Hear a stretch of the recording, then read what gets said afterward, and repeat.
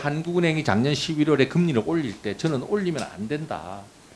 오히려 내리는 문제도 검토를 해봐야 되는 것이고 그렇게 올리는 것이 그때 하는 총재께서는 금융 안정 때문에 그랬다. 부동산 때문에 그랬다 그랬고 그 직전에 이낙연 총리까지 국회에 나서서 그 총리가 할 얘기도 아닌데 금리 올려야 한다고 그러고 국토부 장관도 비슷한 이야기를 하고 청와대 참모도 비슷한 이야기를 하고 그러다가 작년 11월에 금융 안정을 이유로 해서 여러분이 금리를 올렸습니다.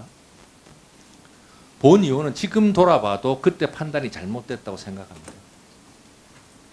단도직입적으로 묻겠습니다.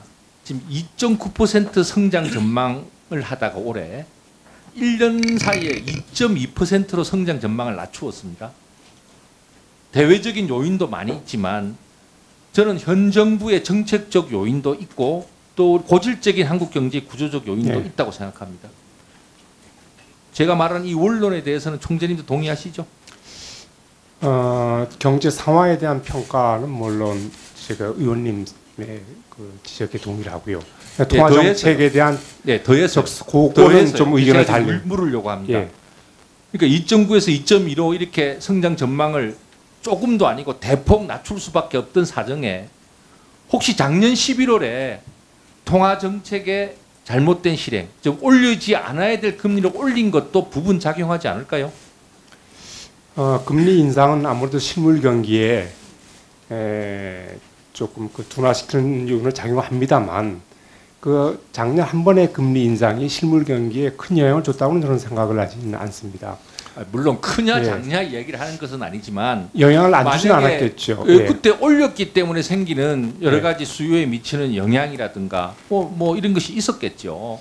그렇지만 다른 요인에 의한 그 둔화 효과가 워낙 컸기 때문에 금리 인하를 그 말씀은 다른 말로 하면 다른 둔화 요인이 크다는 점을 보다 깊이 인식하고 통화 정책을 했었어야 됐고 작년 11월에 올릴 때 신중했어야 됐다는 얘기도 되는 거죠. 근데 의원님 작년에 저희들이 11월에 올렸지만 그 전망의 근거가 된 건 그 10월 달에 바로 한 달 전에 경제 전망을 근거로 했습니다. 그때는 금년도 경제를 2.7% 성장할 것으로 예상을 했었습니다.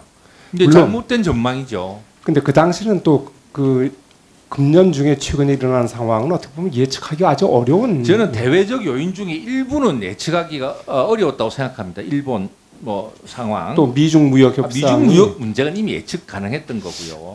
그런데 더 중요하게는 우리 국내 경제 정책에 끼친 영향이라든가 혹은 구조적 요인을 제대로 해소하지 못한 측면이라든가 이런 것들이 누적적으로 작용해서 우리 경제가 전반적으로 나빠지고 있다라는 것이 본 의원의 주장이었고 반도체 착시 때문에 지금 지표가 좋아 보일 뿐이지 이렇게 그 통화 정책에서 브레이크를 밟을 때가 아니다라고 얘기를 했다고요. 요컨대 뭐 저는 이제까지 통화 신용 정책의 방향이 혹은 그때그때의 전망이 한국은행이 다 옳았다고 전제하면서 정책하실 수는 없다고 생각해요.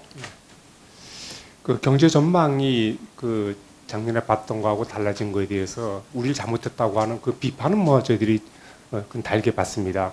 그렇지만 어떻든 저희들이 2.7% 성장을 전제로 했을 때 통화 정책할 때는 그 당시에 작년에 금리 인상할 때 여건을 보면 어떻든 금융 불균형은 높아져 있고 더구나 저희들이 소위 금리 정상화라고 할까요?